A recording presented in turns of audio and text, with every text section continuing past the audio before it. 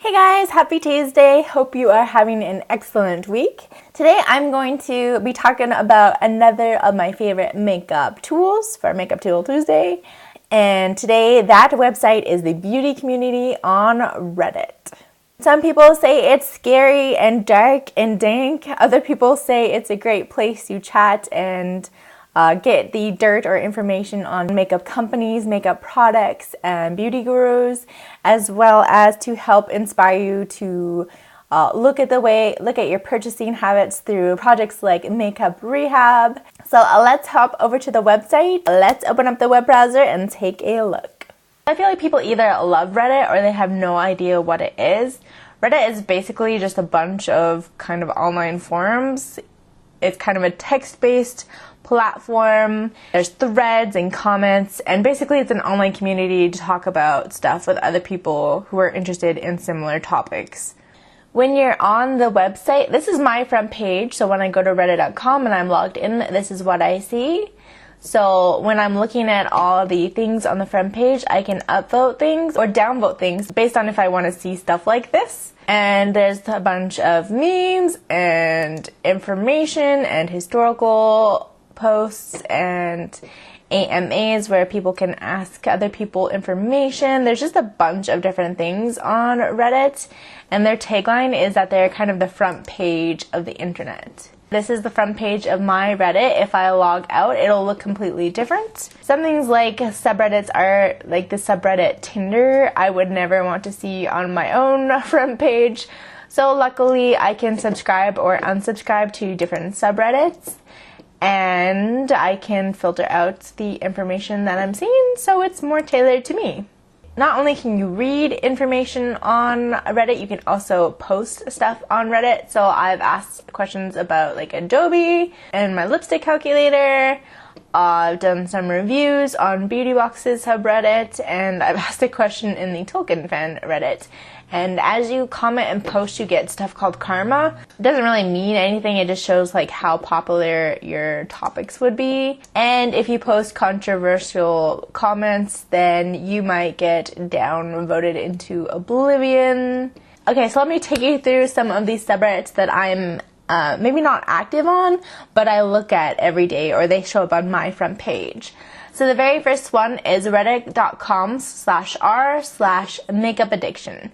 So when we refer to subreddits, usually I call it like r makeup addiction. So subreddit makeup addiction.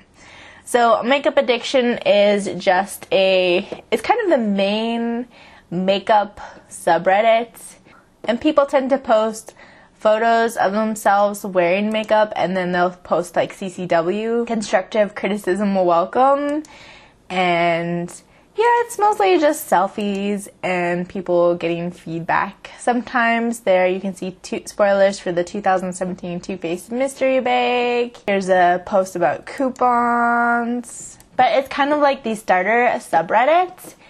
And you can also see some helpful guides for like being a newbie, kind of navigate through on Reddit.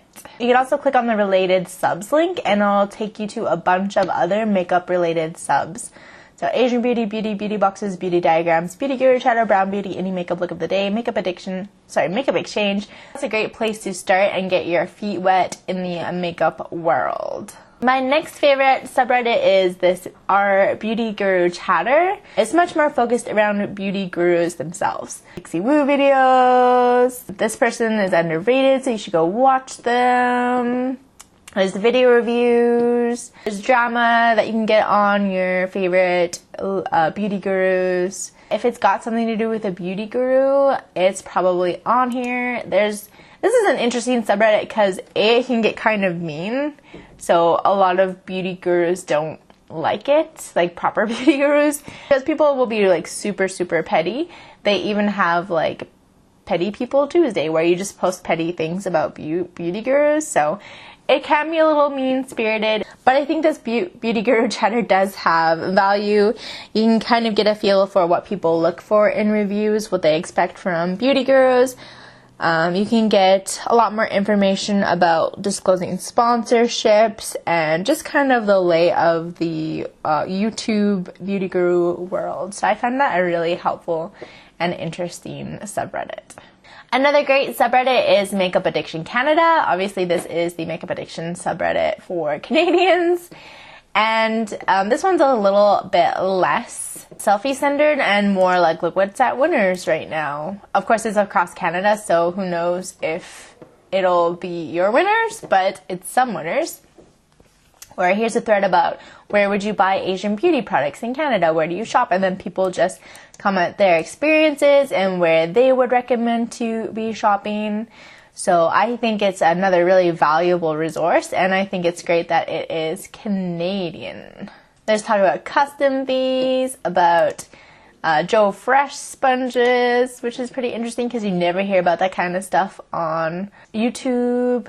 Question about Shoppers Drug Mart, and it affects your points. So a lot of good information for Canadians. Next, I have the subreddit Beauty Boxes, which is a subreddit for monthly subscription boxes.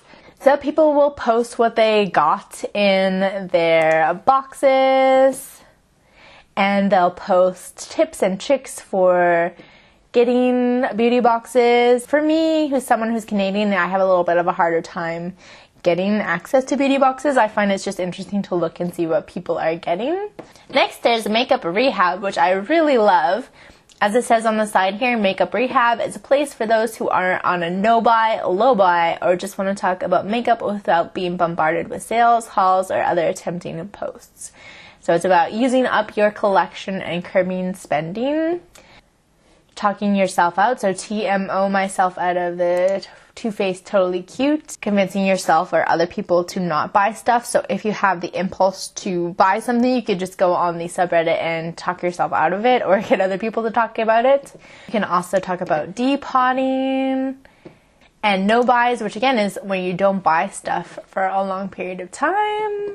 And just talking about your addiction if you feel like you have actual addiction to purchasing makeup. And to go with the makeup rehab, we have pan porn. So our pan porn is literally images of people hitting pan in products. So hitting pan just means when you can see the pans of your eyeshadows. Look how good this person did. I love this subreddit. It just encourages me to go through and use up my products, hitting pan so I can throw it in my empties box.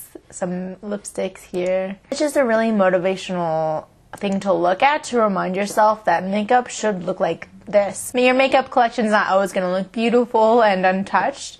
It's just good reinforcement to post your empties, create empties, and not only not buy things, but use stuff that you have and enjoy using yourself. There's makeup organization. People call them battle stations for some reason. Posting pictures of your makeup desk, your battle station, your vanity, just getting ideas on lighting your vanity, and how to store makeup most effectively, like using a napkin holder as a palette holder. Stuff like that. And lastly, for makeup proper, I'm on Canada Beauty Exchange. So I personally don't post here a lot. I'm more of a lurker. But you can definitely go on here and try selling or buying or swapping makeup. Kind of going out of the makeup realm now, I'm on Our Curly Hair. And I have learned so much about flippin' curly hair on this flippin' website, you guys. So you can start in their beginner thread. It's basically like day-to-day, just posts of people posting their curly hair and just kind of figuring out routines and products. So can washing with a different source impact your hair? And just kind of working with ways to figure out how to get your hair to maximize its curliness and to be satisfied with your hair. Here is a subreddit I really like. It's called Female Fashion Advice. And it's just about fashion advice for females. Weather year, it's freezing in my office, but I can't wear a jacket or else I'll look weird outfits, and just recommendations for that kind of stuff. Or fashion advice for plus size female. Are capsule wardrobes realistic? Oftentimes it talks about ethics in fashion. So I really like reading that kind of stuff. There is also the subreddit Are Sewing. People will share things that they created. They will ask for help on patterns. Sometimes there's even video tutorials. This is historic fashion porn. So y'all know what I'm talking about. Look at these beautiful gowns. Oh, it's loading slow. I could look at stuff like this all day. If it was acceptable for me to go around wearing stuff like this, I would be wearing a huge poofy dress 24/7. I love this subreddit so much. So good and so inspiring. Thank you guys so much for joining me for today's video. I hope you found it informative. Do you guys go on Reddit? Do you guys avoid Reddit? Let me know your opinions. Also, if you have any other websites that you think I might find useful for reviews, for information, for news, definitely leave a comment down below. I would love to kind of increase my sphere of online activity within the beauty community. As usual, thank you so much for watching. If you found this helpful, make sure you share it with anybody who might find it interesting or helpful.